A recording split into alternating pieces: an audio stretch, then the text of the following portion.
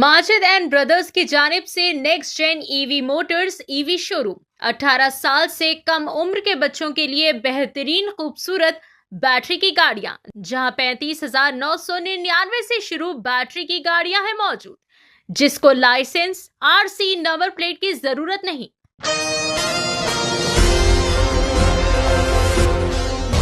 रियासत तेलंगाना में हालिया बस हड़ताल के मामले पर सियासी बयानात का सिलसिला जारी है। टीपीसीसी के तर्जुमान सैयद निजामुद्दीन ने इस हवाले से एशियन टीवी न्यूज़ चैनल से खास खिताब करते हुए साबिक बीआरएस हुकूमत को शदीद तनकीद का निशाना बनाया। इन्होंने कहा कि माजी में भी इसी नौइयत के मसाइल सामने आए थे, मगर उस वक्त की बरसर इख्तिदार बीआरएस हुकूमत ने अवामी मसाइल और बस ड्राइवर के मुतालबात को मुकम्मल तौर पर नज़रअंदाज कर दिया था, जिसकी वजह से सूरत हाल मज़ीद ख़राब हो गई थी। इन्होंने कहा कि बीआरएस हुकूमत जो कि काफ़ी ज़्यादा गुरूर में आ गई थी, इसी के चलते तमाम मुतालबात को मुसलसल नज़रअंदाज किया जा रहा था। सैयद निज़ामुद्दीन का कहना था कि मौजूदा कांग्रेस हुकूमत ने इस मामले को संजीदगी से लेते हुए फौरी तौर पर आला सतही इजलास मुनक्किद किया और बस मुलाजिमीन के तमाम तर मुतालबात को तस्लीम कर लिया। इन्होंने मज़ीद कहा कि हुकूमत का ये इक़दाम अवामी मसाइल के हल और ट्रांसपोर्ट निज़ाम को बेहतर बनाने की जानिब एक मुस्बित कदम है, जिससे न सिर्फ मुलाजिमीन को राहत मिलेगी बल्कि आवाम को भी बेहतर सफरी सहूलियात फराहम होगी। आखिर में उन्होंने कहा कि मौजूदा हुकूमत अवामी फलाह व बहबूद को अव्वलीन तरजीह दे रही है और मुस्तक़बिल में भी ऐसे मसाइल को फौरी हल करने के लिए पुरज़म है। पेश है नुमाइंदा रिपोर्टर मोहम्मद आदिल की एशियन टीवी न्यूज़ चैनल के लिए खास रिपोर्ट। अस्सलाम वालेकुम जी साहब, आरटीसी के बारे में जो स्ट्राइक हुई थी उसके बारे में कुछ बताइए आप।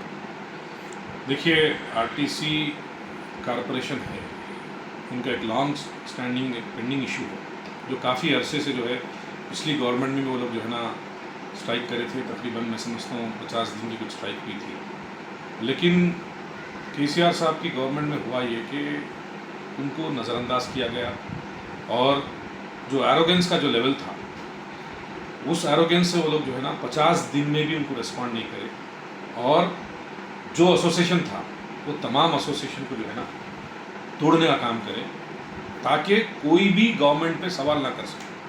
देखिए, हर गवर्नमेंट में हर एक डिपार्टमेंट में एक इशू रहता, उनका इशू को जो है ना गवर्नमेंट से ही वो लोग जो है ना प्रेशर बिल्ड करते हुए उनके पास ले आते।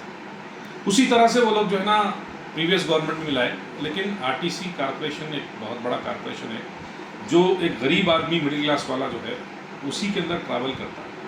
पूरे हैदराबाद की नहीं बल्कि पूरे तेलंगाना के अंदर जितने भी लोग जिसके पास मोटरसाइकिल नहीं है, जिसके पास कार नहीं है, जो लोग नौकरी पे जाते, जो लोग घर को काम करने के लिए जाते, ये तमाम लोगों के लिए एक गवर्नमेंट की तरफ से एक सब्सिडाइज्ड फैसिलिटी है। तो वो गवर्नमेंट को चाहिए कि जो है ऐसी चीज़ों के ऊपर उनको जो भी उनके डिमांड्स है एटलीस्ट आप 100% नहीं करें तो 50% तो उनका 50-60% करना चाहिए। लेकिन प्रीवियस गवर्नमेंट में हुआ नहीं। कांग्रेस पार्टी 2023 में पावर में आई, आने के बाद हम फ्री बस का स्कीम रखे तो कॉरपोरेशन हमारे साथ रहा, हर तरीके से वो लोग भी हमको कोऑपरेट करे, गवर्नमेंट की स्कीम्स को जो बेहतरीन तरीके से चलाए।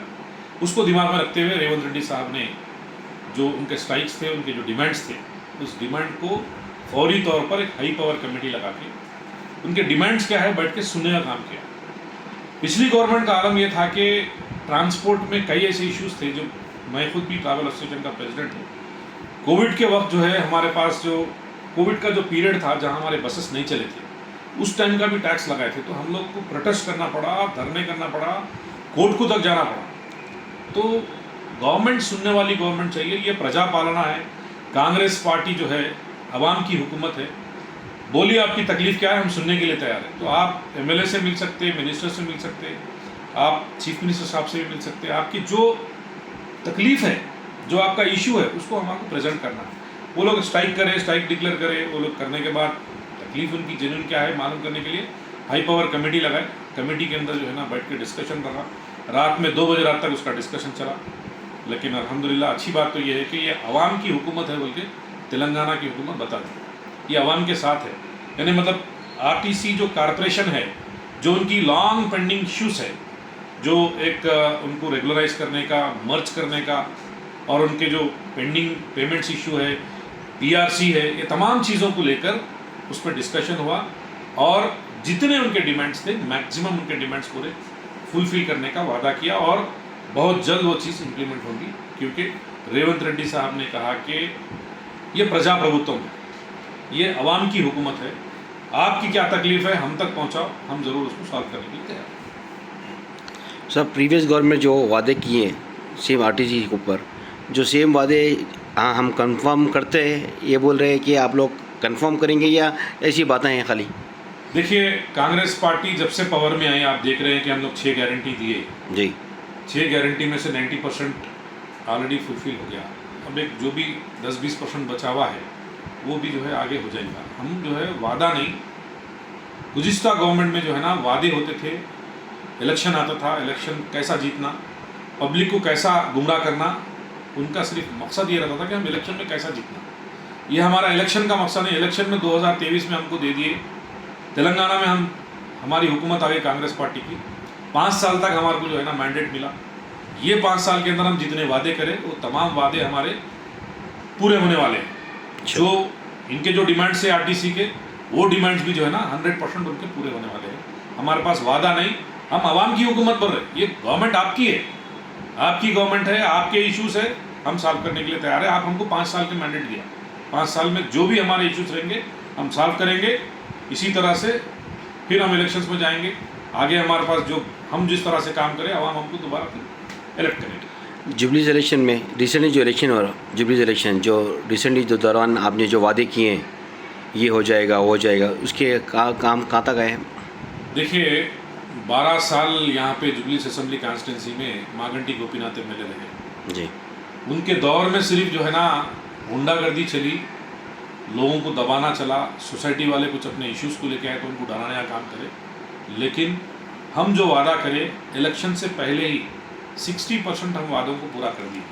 जो बचा कुचा इलेक्शन कोड आने के बाद जो काम बचा हुआ था वो काम ऑलरेडी शुरू हो चुका है। परसों रिसेंटली 1 हफ्ता पहले जुबलीज असेंबली कॉन्स्टिट्यूंसी के नौजवान एमएलए नवीन यादव ने उसको रिव्यू मीटिंग लिए, पूरे ऑफिसर्स से सबसे बात की और पूरे तरीके से जुबलीज असेंबली कॉन्स्टिट्यूंसी में इलेक्शन के दौरान जितने भी काम बाकी है, जो वादे करे थे उसका काम जितना बाकी है वो पूरा काम जो है रनिंग में है। आप देख सकते हैं कि बहुत जल्द वो काम भी पूरा होगा। होने के बाद बाज़ाफ्ता प्रेस कॉन्फ्रेंस करके हम बोलेंगे कि इलेक्शंस के टाइम पे हम ये बोले थे, ये वादा करे थे, ये काम पूरा हुआ। रिसेंटली जो कृष्णानगर में जो पानी का इशू है, जो डाउनफॉल हो रहा पानी का, उस बारे में क्या कहना है? देखिए, वो कृष्णानगर क्या है, डाउन पे है, जुबलीज के ऊपर के हिस्से से पानी आता। तो अब ऐसा है कि जब उस ज़माने में जब जो ड्रेनेज की लाइन डाले थे, अब वहाँ पे बिल्डिंगा बन गए और जो है बड़े बड़े बिल्डिंग्स बन गए, तो वहाँ पे ड्रेनेज की लाइन छोटी हो गई। वो काम जो है पिछले एमएलए हर 2 साल में 5 साल में जब वहाँ का एरिया का पॉपुलेशन बढ़ जाता तो उस हिसाब से उसको जो भी रिनोवेशन करना है या फिर कुछ replacement of size of the pipeline को कुछ चेंज करना है तो करना था, नहीं करे। लेकिन उस वक्त से जो है इलेक्शन के सामने वो लास्ट बारिश में जो है प्रॉब्लम हुआ था। हम लोग उस वक्त वाटर वर्क्स के एमडी अशोक साहब को बुलाए थे और हाइड्रा के कमिश्नर रंगनाथ साहब को बुलाए थे, जीएचएमसी कमिश्नर कन्नन साहब को बुलाए थे। पूरे बुलाने के बाद इसका एक्चुअल रूट काज क्या है, क्यों यहाँ पे जो है ये बारिश, 1 घंटे की बारिश के अंदर जो है पूरा कृष्णानगर डूब जा रहा बोल के उसके ऊपर रूट काज निकाले और उसका सोल्यूशन भी उसी वक्त निकाला गया है। इसको पानी को कहाँ पे चौक हो रहा, कौन से एरिया से उसको डाइवर्ट करके पानी निकालना है और वहाँ पे जो है ना कई नाले हैं, नालों के ऊपर भी बिल्डिंगा बने हुए हैं।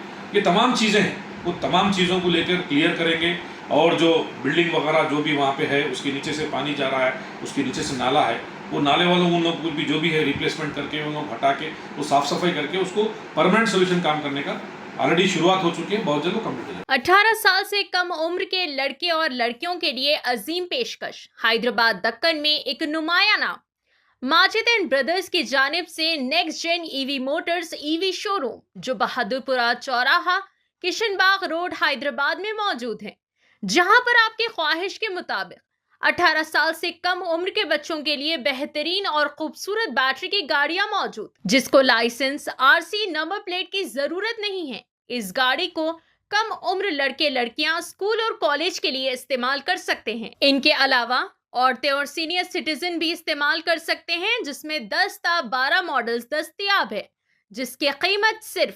35,999 से शुरू होकर 86,999 पर खत्म होती है, जिसमें मोटर और कंट्रोलर की वारंटी 2 साल है, बैटरी चार्जर की वारंटी 1 साल है।